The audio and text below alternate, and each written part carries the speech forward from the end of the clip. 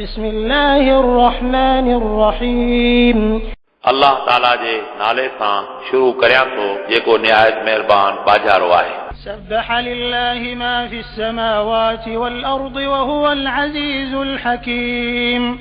अल्लाह ताला जी तस्बीह कनि थियूं उहे मख़लूक़ूं जेके आसमाननि ऐं ज़मीनुनि में आहिनि ऐं उहो ई ग़ालिब साहिब हिकमत आहे। له ملك السماوات والأرض يحيي ويميت وهو على كل شيء قدير उन ई लाइ आसमाननि ऐं ज़मीनुनि जी बादशाही आहे। उहो जियारे ऐं मारे थो ऐं उहो ई हर शइ ते क़ादिर आहे। هو الأول والآخر والظاهر والباطن وهو بكل شيء عليم उहो ई अव्वल ऐं आख़िर ऐं ज़ाहिर ऐं बातिन आहे ऐं उहो ई हर शइ खे ॼाणंदड़ आहे। هو الذي خلق السماوات والأرض في 6 أيام ثم استوى على العرش يعلم ما يلج في الأرض وما يخرج منها وما ينزل من السماء وما يعرج فيها وهو معكم أينما كنتم والله بما تعملون بصير उहो ई आहे जंहिं आसमाननि ऐं ज़मीनुनि खे 6 ॾींहनि में पैदा फरमायो। उन खां पोइ उहो पंहिंजे शान वटां अर्श अज़ीम ते रौनक अफ़रोज़ थियो। उहो ॼाणे थो हर उन शइ खे जेका ज़मीन में दाख़िल थिए थी ऐं जेका उन मां निकिरे थी ऐं जेको कुझु आसमान मां लहे थो ऐं जेको कुझु उन में चढ़े थो ऐं उहो पंहिंजी कमाल कुदरत सां तव्हां सां गॾु आहे चाहे तव्हां किथे बि हुजो ऐं अल्लाह ताला तव्हांजे अमलनि खे ॾिसंदड़ आहे। له ملك السماوات والأرض وإلى الله ترجع الأمور उन ई लाइ आसमाननि ऐं ज़मीनुनि जो मुल्क आहे ऐं अल्लाह ताला ॾांहुं समूरा कम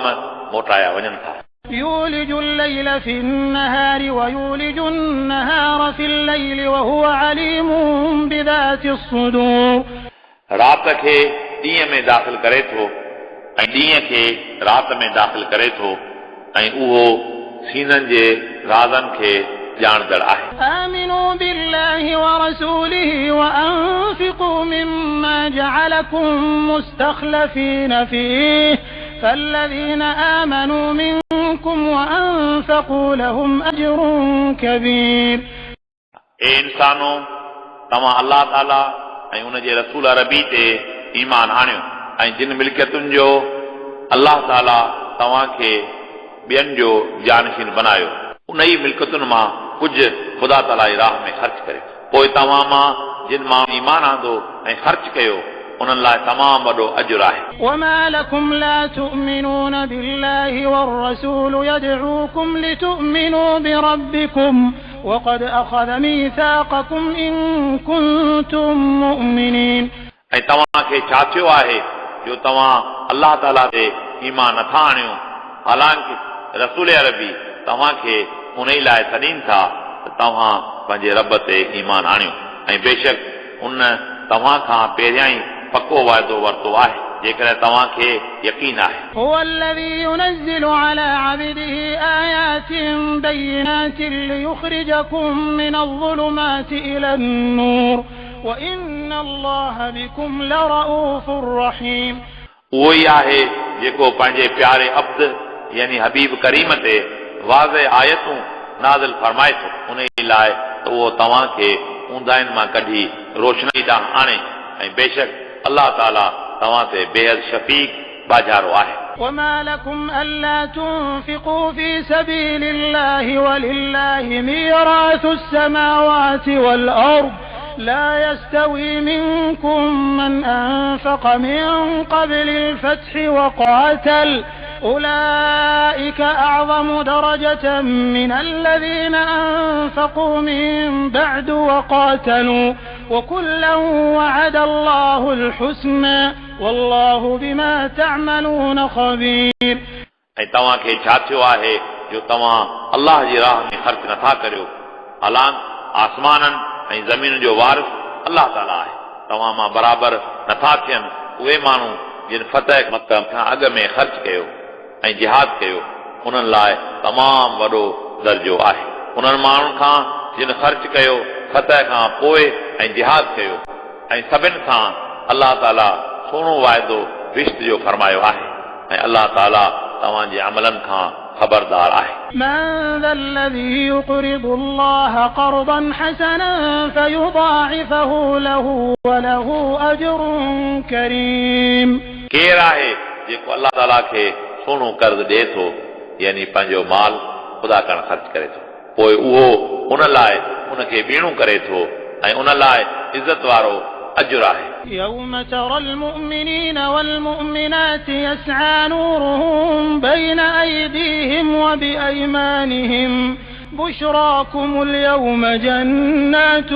تجري من تحتها الأنهار خالدين فيها ذلك هو الفوز العظيم उन ॾींहुं तव्हां मोमिन मर्दनि ऐं मोमिन औरतुनि खे ॾिसंदा उन्हनि जो नूर उन्हनि जे अॻियां ऐं उन्हनि जे साॼे पासे हलंदो तव्हांखे अॼु ॾींहुं बाग़नि जी बिशारत आहे उन्हनि जे हेठां नहरूं वहनि थियूं उहे हमेशह उन ई में रहंदा इहा ई अज़ीम कामयाबी आहे يوم يقول المنافقون والمنافقات للذين آمنوا انظرونا نقتبس من نوركم قيل ارجعوا وراءكم فالتمسوا نورا فضرب بينهم بسور له باب باطنه فيه الرحمة وظاهره من قبله العذاب उन ॾींहुं मुनाफ़िक मर्द ऐं मुनाफ़िक औरतूं मोमिननि खे चवंदा त तव्हां असां ॾांहुं हिकु नज़र करियो असीं तव्हांजे नूर मां थोरो हिसो हासिल करियूं उन्हनि खे चयो वेंदो त तव्हां पोयां यानी दुनिया में वञो पोइ तव्हां उते नूर ॻोल्हियो पोइ मोमिननि ऐं मुनाफ़िकनि जे विच में हिकु दीवार रखी वेंदी उन में दरवाज़ो हूंदो उन जे अंदरें पासे में रहमत यानी जन्नत हूंदी ऐं उन जे ॿाहिरें पासे सख़्त तकलीफ़ यानी दोज़ख हूंदी ينادونهم ألم نكن معكم قالوا بلى ولكنكم فتنتم أنفسكم وتربصتم وارتبتم وغرتكم الأماني حتى جاء أمر الله وغركم بالله الغرور मोमिननि खे मुनाफ़िक पुकारींदा त छा असीं तव्हां सां गॾु न हुआसीं मोमिन चवंदा हा पर तव्हां पंहिंजनि नफ़्सनि खे फितने में विधो ऐं तव्हां मोमिननि लाइ हलाकत जो इंतज़ार कंदा हुआ ऐं तव्हां तौहीद में शक कंदा हुआ ऐं तव्हांखे लालचुनि मग़रूर कयो तेसि ताईं जो अलाह ताला जो हुक्म पहुतो ऐं गुरूर यानी शैतान तव्हांखे अलाह ताला खां मग़रूर कयो فاليوم لا يؤخذ منكم فدية ولا من الذين كفروا مأواكم النار هي مولاكم وبئس المصير पोइ अॼु ॾींहुं न तव्हां खां फिदियो वरितो वेंदो ऐं न काफ़रनि खां फिदियो वरितो वेंदो तव्हांजी जाइ जहन्नम आहे इहो तव्हांजो ठिकाणो आहे ऐं इहा तमामु ख़राब जाइ आहे मोटण जी ألم يأن للذين آمنوا أن تخشع قلوبهم لذكر الله ألم يأن للذين آمنوا أن تخشع قلوبهم لذكر الله وما نزل من الحق ولا يكونوا كالذين أوتوا الكتاب من قبل فطال عليهم الأمد فقست قلوبهم وكثير منهم فاسقون छा अञा मोमिननि लाइ उहो वक़्तु न आयो आहे जो इन्हनि जूं दिलियूं अलाह ताला जे ज़िक्र लाइ झुकी पवनि ऐं उन ई क़ुर करीम ते अमल कनि जेको नाज़िल थियो आहे ऐं उहे न हुजनि उन्हनि माण्हुनि वांगुरु जिन खे हिन खां अॻु में किताब यानी तौरात ॾिनो वियो पोइ उन्हनि ते डिघो ज़मानो गुज़रियो पोइ उन्हनि जूं दिलियूं कटिजी पयूं ऐं उन्हनि मां घणा फासिक आहिनि اعلموا أن الله يحيي الأرض بعد موتها قد بينا لكم الآيات لعلكم تعقلون तव्हां यकीन करियो बेशक अलाह ताला ज़मीन खे गैराबाद थियण खां पोइ आबाद करे थो बेशक असां तव्हां लाइ पंहिंजूं निशानियूं बयान कयूं आहिनि त मन तव्हां सम्झो। إن المصدقين والمصدقات وأقرضوا الله قرضا حسنا يضاعف لهم ولهم أجر كريم।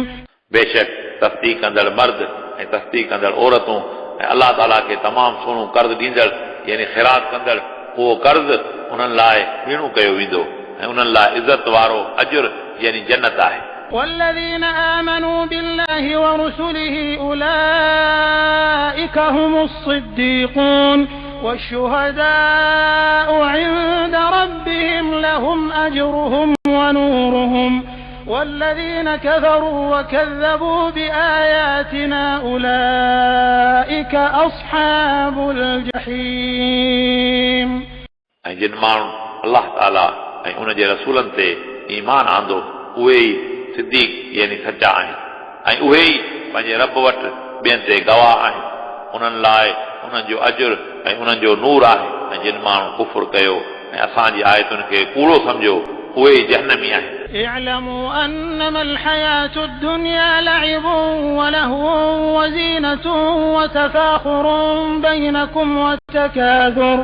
وتكاثر في الأموال والأولاد كمثل غيث أعجب الكفار نباته ثم يهيج فتراه مصفرا ثم يكون حطاما وفي الآخرة عذاب